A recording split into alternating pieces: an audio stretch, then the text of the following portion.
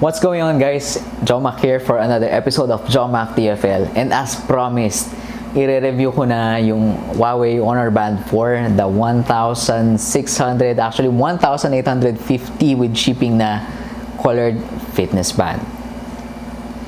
So guys, I've been using the Honor fitness band or Honor Band for about more than 2 weeks now. Ito siya, it's a color display, fitness tracker. And actually sinulat ko na lahat ng mga things na I found out na not so good about this product. Tapos i-discuss ko sa inyo isa-isa and my recommendation if I will still buy it given the scenario. So let's go ahead and start. So first, the battery life, yung advertise is around mga 3 to 5 days. For someone like me that uses yung continuous heart rate monitoring, meaning anytime pwede mo siya, nakikita ba?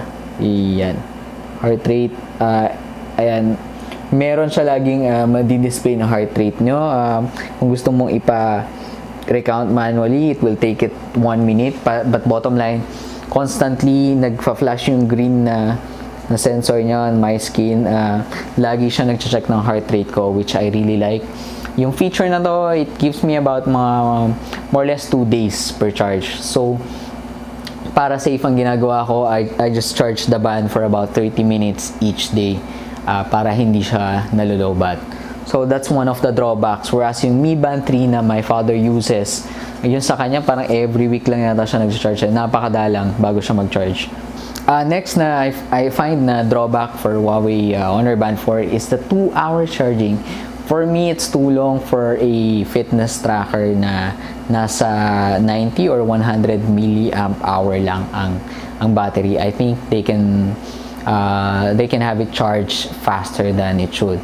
But nevertheless, ang ginagawa ko na lang is whenever I eat, siguro mga 30 minutes to 1 hour yun when I have dinner, I just pop it in sa charger niya.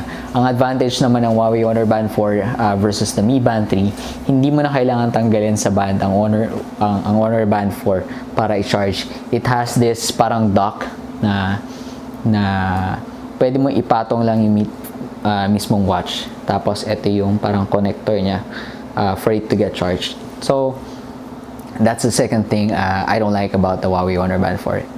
Is the charging time. Okay, next thing na I noticed about the Huawei Honor Band 4, this fitness tracker, is na-activate yung touch interface niya whenever it gets wet. So, kunwari nagsha-shower ako, laging nasa-scroll pagka nasa splash ng water yung interface niya, yung menu niya. So, hindi ko pa to na-try ipang swim, pero I assume na pagka pinang-swimming mo siya, baka ganun din yung mangyari. Again, I haven't checked it yet, but so far, pagka nasa shower, nagagalaw yung interface niya, para nasa-scroll yung interface niya. So, it's a minor inconvenience for me, but I'm just, telling you guys na nagpaplano bumili na to. So, that happens as well. Next thing I don't like about the Huawei Honor Band 4, and this is out of all the things I mentioned, ito yung parang pinaka-drawback niya for me. It's the strap, surprisingly. Alam ko nung first na review and impression ko sa kanya sa unboxing ko, I said na comfortable siya. Actually, it is. Ang naging drawback na lang is sobrang comfortable and ang lambot ng strap niya. Madali siyang makalas, guys. Kahit gananin mo lang, natatanggal ka agad yung band niya. Which some of the feedbacks dun sa forum of other people having this fitness tracker, yung sa kanila daw natatanggal. So for me, so far hindi pa naman siya natanggal kasi sa akin, ito yung lumuluwag, yung part na to, lagi natatanggal. Pero ito, since masikip siya, sturdy siya for me kasi siguro hindi ko siya masyadong pinapalit-palit ng ayos. Never pa naman siyang nahubad sa akin na unintentional. So, that's it. I don't think meron siyang aftermarket bracelets ngayon. I would love to have one of those. But unlike the Mi Band 3 na nagkalat yung mga straps for 99 pesos or 120 pesos lang, yun yung may feel ko na drawback for Huawei Honor Band 4. So that's it for today, guys. Those are the things that I don't like about the Huawei Honor Band 4 or the things that it can improve on. Pero if you would ask me, bibilin mo ba? I would have to say yes. You know why? Kasi for its price, I think sulit na talaga siya for the things that you need, especially for if you're a guy like me na nagsa-start pa lang sa mga fitness trackers na ang kailangan ko lang matrack ko lang yung exercise ko without, you know, really using the app, yung mga progress mo when you work out, heart rate tracking, sleep tracking. Actually, yun yung reason kung bakit ko siya binili.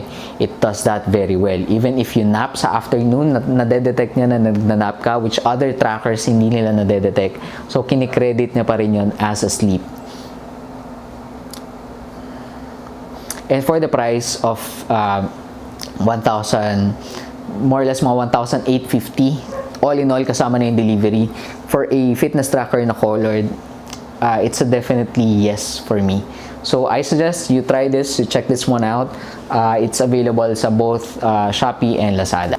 I hope you find this video informative, guys. If you did, smash the like button and I'll see you on the next uploads. Jomak po.